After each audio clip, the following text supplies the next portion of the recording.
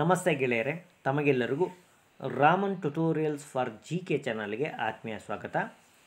ನೋಡಿ, ಈ ದಿನ ನಾನು ಕನ್ನಡ ಭಾಷಾ ಶಿಕ್ಷಕರ ನೇಮಕಾತಿ 6ರಿಂದ 8ನೇ ತರಗತಿ ಶಿಕ್ಷಕರುಗಳ ನೇಮಕಾತಿಯ ಪಾಠ್ಯಕ್ರಮ ಏನಿದೆ, ಅದರಲ್ಲೂ ಮುಖ್ಯವಾಗಿ ಕನ್ನಡ ಭಾಷಾ ಶಿಕ್ಷಕರ ನೇಮಕಾತಿಗೆ ಯಾವ ಪಾಠ್ಯಕ್ರಮ ಇರಲಿದೆ ಅನ್ನೋದ್ರ ಬಗ್ಗೆ ನಾನು ತಮ್ಮೊಂದಿಗೆ ಚರ್ಚಿಸಲಿದ್ದೇನೆ. ಹಾಗೆಯೇ ಮೊದಲ ಬಾರಿಗೆ ನಮ್ಮ ಚಾನಲ್ ನೋಡ್ತಾ ಇದ್ದರೆ ತಾವು ಸಬ್ಸ್ಕ್ರೈಬ್ ಮಾಡಿ, ಹಾಗೆ ಬೆಲ್ ಐಕನನ್ನು ಪ್ರೆಸ್ ಮಾಡಿ ಸ್ನೇಹಿತರೆ. ಈ ವಿಡಿಯೋಕ್ಕೆ ಒಂದು ಲೈಕ್ ಮಾಡ್ತೀರಾ ಮತ್ತು ತಮ್ಮ ಅಭಿಪ್ರಾಯ ಏನಿದೆ ಅನ್ನೋದನ್ನು ಕಾಮೆಂಟಲ್ಲಿ ತಿಳಿಸ್ತೀರಾ ಅಂತ ಅಂದ್ಕೊಂಡಿದ್ದೀನಿ.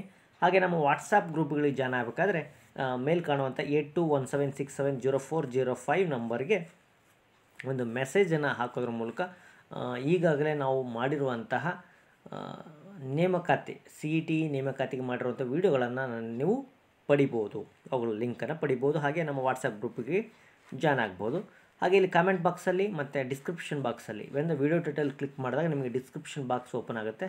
ಅಲ್ಲಿ ನಾನು ಲಿಂಕ್ಗಳನ್ನು ಶೇರ್ ಮಾಡಿದ್ದೇನೆ, ನೋಡಿ.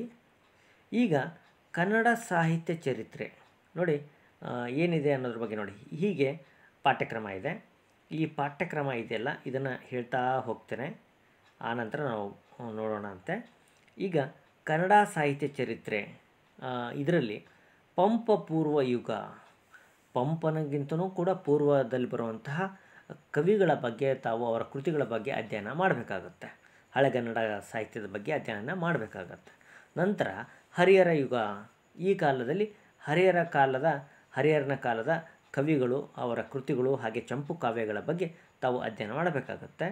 ಹಾಗೆ ಕುಮಾರವ್ಯಾಸರ ಯುಗದಲ್ಲಿ ವೈದಿಕ ಸಾಹಿತ್ಯ, ದಾಸ ಸಾಹಿತ್ಯ, ಹಾಗೆ ಮೈಸೂರು ಅರಸರ ಕಾಲದ ಕವಿಗಳು, ಹಾಗೆ ಜೈನ ಕವಿಗಳು, ಹಾಗೆಯೇ ವಚನ ಸಾಹಿತ್ಯದ ಬಗ್ಗೆ ಅಧ್ಯಯನ ಮಾಡಬೇಕಾಗುತ್ತೆ. ಆಧುನಿಕ ಕಾಲದಲ್ಲಿ ಆರಂಭ ಕಾಲದಲ್ಲಿ ನವೋದಯ ಕಾಲ, ನವ್ಯ ಕಾಲ, ಹೀಗೆ ಹಲವು ಆಯಾಮಗಳು ಬರುತ್ತೆ. ಅದರ ಬಗ್ಗೆ ಅಧ್ಯಯನವನ್ನು ತಾವು ಮಾಡಬೇಕಾಗುತ್ತೆ. ಅಲ್ಲದೆ ಕಾದಂಬರಿಗಳು, ಸಣ್ಣ ಕಥೆಗಳು, ವಿಮರ್ಶೆಗಳು, ಹಾಗೆ ನಾಟಕಗಳು, ಪ್ರಸಿದ್ಧ ನಾಟಕಕಾರರು, ಅವರ ಕೃತಿಗಳು, ಹಾಗೆಯೇ ನಾಟಕದಲ್ಲಿ ಬರುವಂತಹ ಕಥಾ ಹಂದರ, ಪ್ರಮುಖ ಪಾತ್ರಧಾರಿಗಳು, ಇವರ ಎಲ್ಲ ಪ್ರಶ್ನೆಗಳ ಬಗ್ಗೆ ತಾವು ಉತ್ತರವನ್ನು ಕಂಡುಕೋಬೇಕಾಗುತ್ತೆ. ಹಾಗೆಯೇ ಭಾರತೀಯ ಕಾವ್ಯ ಮೀಮಾಂಸೆ, ಕ್ರಿಟಿಸಿಸಮ್ ಬಗ್ಗೆ ನೋಡೋದಾದರೆ ಭರತನ ನಾಟ್ಯಶಾಸ್ತ್ರ, ಅಲಂಕಾರ, ರೀತಿ ಪ್ರಸ್ಥಾನಗಳು, ಹಾಗೆ ಧ್ವನಿ ಪ್ರಸ್ಥಾನಗಳು, ಹಾಗೆ ಕವಿ ಕಾವ್ಯ, ಸಹೃದಯ, ಹಾಗೆ ಕಾವ್ಯ ಲಕ್ಷಣಗಳು, ಕವಿತೆಯ ಅಕರ ಗ್ರಂಥಗಳು, ಹಾಗೆ ಕಾವ್ಯ ಪ್ರಯೋಜನ, ರಸಧ್ವನಿ ವಿಚಾರ, ಹಾಗೆ ಧ್ವನಿ ಪ್ರಭೇದಗಳು, ಹಾಗೆಯೇ ವ್ಯಂಜಕ ಸಾಮಗ್ರಿಗಳು, ಗುಣಿ ಭೂತ ವ್ಯಾಗ್ಯ, ಹಾಗೆ ವ್ಯಂಜನ ವಿಚಾರ, ಭಾವ ವಿಭಾವ ಅನುಭಾವ, ಇವುಗಳ ಬಗ್ಗೆ ರಸಾನುಭಾವ, ರಸಪ್ರಭೇದಗಳ ಬಗ್ಗೆ ಅಧ್ಯಯನವನ್ನು ಮಾಡಬೇಕಾಗತ್ತೆ. ಸರ್, ಇದ್ರ ಮೇಲೆ ವಿಡಿಯೋಗಳನ್ನು ತಾವು ಪ್ರಸಾರ ಮಾಡ್ತೀರಾ ಅಂದರೆ ಖಂಡಿತವಾಗಿಯೂ ಕೂಡ ಪ್ರಸಾರ ಮಾಡ್ತೀವಿ ಸ್ನೇಹಿತರೆ. ಮುಂಬರುವ ದಿನಗಳಲ್ಲಿ ನಾನು ಇವುಗಳ ಬಗ್ಗೆ ಖಂಡಿತವಾಗಿಯೂ ಕೂಡ ವಿಡಿಯೋಗಳನ್ನು ನಾನು ತರ್ತಾ ಹೋಗ್ತೇನೆ. ಹಾಗೆಯೇ ಅಕ್ಷರ ಪ್ರಕರಣ, ಸಂಧಿ ಪ್ರಕರಣ, ಸ್ವರ ಸಂಧಿ, ವ್ಯಂಜನ ಸಂಧಿ, ಹಾಗೆ ಸಂಧಿ ಪ್ರಕರಣಗಳಲ್ಲಿ ನೀವು ಕನ್ನಡ ಸಂಧಿಗಳು ಮತ್ತು ಸಂಸ್ಕೃತ ಸಂಧಿಗಳು, ಇವುಗಳ ಬಗ್ಗೆ ತಾವು ಅಧ್ಯಯನ ಮಾಡಬೇಕಾಗತ್ತೆ. ಹಾಗೆ ದೇಶೀಯ ಶಬ್ದ ಪ್ರಕರಣ, ಮೂಲ ಶಬ್ದಗಳು, ನಿಷ್ಪನ್ನ ಶಬ್ದಗಳು, ಕೃದಂತಗಳು, ತದಿಂತಗಳ ಬಗ್ಗೆ, ಸಮಾಸಗಳ ಬಗ್ಗೆ ತಾವು ಅಧ್ಯಯನ ಮಾಡಬೇಕಾಗತ್ತೆ. ನೋಡಿ, ಈಗಾಗಲೇ ನಮ್ಮ ಚಾನಲ್ ಮೇಲೆ ಕನ್ನಡ ವ್ಯಾಕರಣ, ಕನ್ನಡ ಸಾಹಿತ್ಯದ ಕೆಲವು ಅಂಶಗಳ ಬಗ್ಗೆ ಸುಮಾರು 70ರಿಂದ 80 ವಿಡಿಯೋಗಳು ಇರ್ಬೋದು ಅಂತ ನಾನು ಭಾವಿಸ್ತೇನೆ. ಅವುಗಳ ಲಿಂಕನ್ನು ಕೂಡ ನಾನು ನೀಡಲಿದ್ದೇನೆ ಈ ವಿಡಿಯೋ ಜೊತೆಗೆ ತಾವು ನೋಡಿ. ಹಾಗೆ ಅನ್ಯ ದೇಶ ಪ್ರಕರಣಗಳು, ಸಂಸ್ಕೃತ, ಹಾಗೆ ತತ್ಸಮ ತದ್ಭವಗಳ ಬಗ್ಗೆ ನೋಡಬೇಕು. ನಾಮಪದ ಪ್ರಕರಣದಲ್ಲಿ ನಾಮಪದ, ಲಿಂಗ, ವಚನ, ವಿಭಕ್ತಿ, ಆಗಮಗಳು, ಹಾಗೆ ಕ್ರಿಯಾಪದದಲ್ಲಿ ಕ್ರಿಯಾರೂಪಗಳು, ಅಪೂರ್ಣ ಧಾತು ಪ್ರಕಾರಗಳು, ಧಾತುವಿನ ಬಗ್ಗೆ ಅಧ್ಯಯನ ಮಾಡಬೇಕಾಗತ್ತೆ. ಅವ್ಯಯದ ವಿಧಗಳು, ಇವುಗಳ ಬಗ್ಗೆ, ಹಾಗೆ ಕರ್ಮಣಿ, ಕರ್ತರಿ ಪ್ರಯೋಗಗಳು, ವಿಭಕ್ತಿ ಪಲ್ಲಟಗಳು, ವಚನ ಪಲ್ಲಟ, ವಿಶೇಷಣಗಳ ಪ್ರಯೋಗ, ಅವ್ಯಯಗಳ ಪ್ರಯೋಗ, ದುರುಕ್ತಿಗಳ ಬಗ್ಗೆ, ಹಾಗೆ ಜೋಡು ನುಡಿಗಳು, ಇವುಗಳ ಬಗ್ಗೆ ತಾವು ಅಧ್ಯಯನವನ್ನು ಮಾಡಬೇಕಾಗತ್ತೆ. ಗಣ, ಪ್ರಾಸ, ಯತಿ, ಇದನ್ನು ತಾವು ಛಂದಸ್ಸಿನಲ್ಲಿ ಅಧ್ಯಯನ ಮಾಡಬೇಕಾಗುತ್ತೆ. ಛಂದಸ್ಸಿನಲ್ಲಿ ಗಣ ಅಂದ್ರೇನು, ಪ್ರಾಸ ಅಂದ್ರೇನು, ಯತಿ ಅಂದ್ರೇನು, ವರ್ಣ ವೃತ್ತಗಳು, ಖ್ಯಾತ ಕರ್ನಾಟಕ ವೃತ್ತಗಳ ಬಗ್ಗೆ, ಮಾತ್ರಗಣ, ಷಟ್ಪದಿ, ಕಂದ, ಹಾಗೆ ರಗಳೆ ಬಗ್ಗೆ, ಅಂಶಗಣದ ಬಗ್ಗೆ, ಹಾಗೆ ತ್ರಿಪದಿಗಳ ಬಗ್ಗೆ, ಮದನವತಿ, ಎಳೆ, ಸಾಂಗತ್ಯದ ಬಗ್ಗೆ ಅಧ್ಯಯನ ಮಾಡಬೇಕಾಗತ್ತೆ.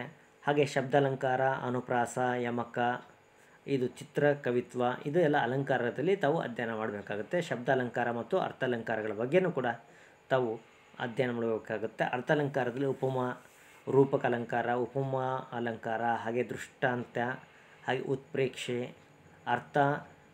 ಅರ್ಥನ್ಯಾಸ, ಹಾಗೆ ಶ್ಲೇಷೆ, ಇದ್ರ ಬಗ್ಗೆ ಅಧ್ಯಯನ ಮಾಡಬೇಕಾಗುತ್ತೆ.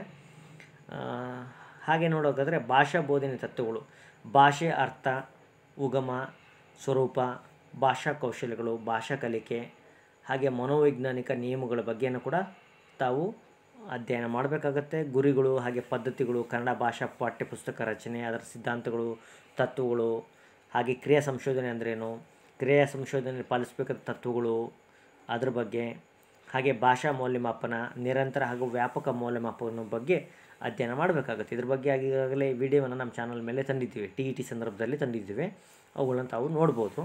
ಹಾಗೆ ಬೋಧನಾ ಉಪಕರಣಗಳು, ಅವುಗಳ ಮಹತ್ವ, ಹಾಗೆ ಬಳಕೆ, ಭಾಷಾ ಪ್ರಯೋಗಾಲಯ, ಲ್ಯಾಂಗ್ವೇಜ್ ಲೈಬ್ರರಿ ಲ್ಯಾಬ್ ಬಗ್ಗೆಯೂ ಕೂಡ ಸ್ಟಡಿ ಮಾಡಬೇಕಾಗತ್ತೆ.